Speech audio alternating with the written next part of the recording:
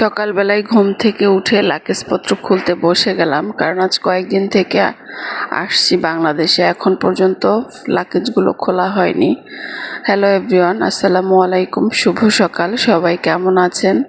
আলহামদুলিল্লাহ আমি ভালো আছি। আপনারা সবাই আশা করি ভালো আছেন।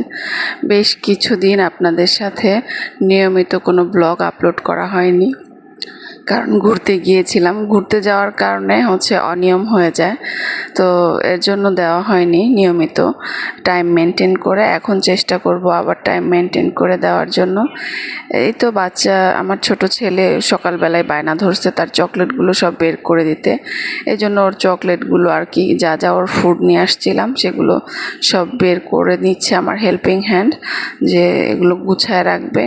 তারপর আরেকটা লাগেজ বের করলাম। এখানে শুধু ওদের সাবান, শ্যাম্পু, লিকুইড, অ্যাক্সেসরিজ অন্যান্য জিনিসপত্র ছিল। আমার ছেলে সব সময় দৌড়াদৌড়ি করে, সে আগে যে লাগেজের মধ্যে বসে বসে সব কিছু খুলবে। আল্লাহ হাফেজ।